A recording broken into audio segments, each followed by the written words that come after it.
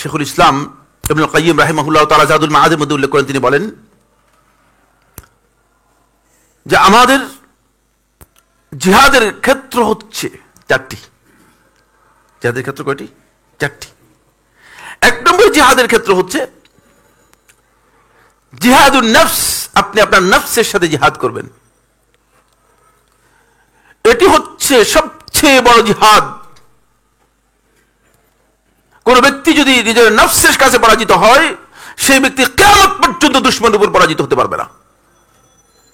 জেনে নিন সবাই, যারা জিহাদ জিহাদ স্লোগান দিচ্ছেন তাদের এই বিষয়ে জানা উচিত। বেশিরভাগ লোকই নফসের দাস হিসেবে, নফসের গোলাম হিসেবে জীবনযাপন করছে, আর তিনি মুখে উচ্চারণ করতেছেন তিনি একেবারে এই করবে সেই করবে, কিছু করতে পারবে না। দুই নম্বর হচ্ছে জিহাদুন নফসের পরে দুই নম্বর হচ্ছে জিহাদুশ শয়তান। গ্রেডের দিকে বলছি, শয়তানের বিরুদ্ধে জিহাদ। এটা শেখুল ইসলাম ইবনুল কাইয়িম রাহিমাহুল্লাহ বক্তব্য, একটি বক্তব্য নিজে তৈরি করা বলি না। জিহাদের মধ্যে শয়তানের বিরুদ্ধে জিহাদ, এটি আপনার আমার চিরন্তন একটি জিহাদ। এর থেকে সকল বুজুর্গ, বড় আলেম, বড় কুতুব, বড় শেখ, কেউ এর থেকে রেহাই পাবে না। বরং আলেমদের মধ্যে সত্যিকার যাদের ইখলাসের অভাব রয়েছে, অধিকাংশই সেখানে পরাজিত, অধিকাংশই পরাজিত। কারণ আল্লাহ রাসূল সাল্লাল্লাহু আলাইহি ওয়াসাল্লাম কোরআনের মধ্যে আলেমদের প্রশংসা করেছেন। আল্লাহ তাআলা কোরআনের মধ্যে আলেমদের প্রশংসা করেছেন, হাদিসের মধ্যে আলেমদের প্রশংসা করা হয়েছে।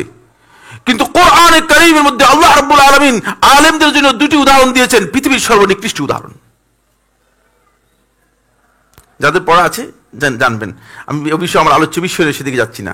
তাহলে বুঝে যাচ্ছে যে শয়তানের কাছে পরাজিত হওয়ার জন্য মানে শুধুমাত্র ইলম অর্জন করলে যথেষ্ট হবে না, আরো কিছু হাতিয়ারের প্রয়োজন রয়েছে। যুদ্ধের জন্য কি কি হাতিয়ারের প্রয়োজন আমরা সামনে চেষ্টা করব, সময় যদি আমাদেরকে সাপোর্ট করে আমরা সেই বিষয়গুলো বলার জন্য ইনশাআল্লাহ তাআলা। তিন নম্বর হচ্ছে জিহাদুল কুফার ওয়াল মুশরিকিন, কাফির এবং মুশরিকদের সাথে জিহাদ করা। এটা তৃতীয় গ্রেডের যুদ্ধ, তৃতীয় গ্রেডের যুদ্ধ। কারণ এই যুদ্ধ করার জন্য আপনি ওই যুদ্ধে পরাজিত হলেও আপনার কোনো অসুবিধা নেই। ওই যুদ্ধে যদি পরাজিত হয়ে আপনি নিহত হয়ে যান, তাহলে আল্লাহ তাআলার কাছে আপনার মর্যাদা বেড়ে যাবে। কিন্তু নফসের সাথে যুদ্ধ করে, শয়তানের সাথে যুদ্ধ করে যদি আপনি পরাজিত হয়ে যান, তাহলে আপনি আল্লাহ তাআলার কাছে সম্পূর্ণ পরাজিত হয়ে গেলেন। দুইটা বুঝতে হবে, দুইটার পর্যায়ে বুঝতে হবে। এই জন্য কাফির এবং মুশরিকদের সাথে যে জিহাদ, সেই জিহাদ হচ্ছে থার্ড গ্রেডের জিহাদ। চার নম্বর শেখুল ইসলাম ইবনুল কাইয়িম রাহিমাহুল্লাহ বলেন যে জিহাদ, সেটা হচ্ছে মুনাফিকদের বিরুদ্ধে জিহাদ।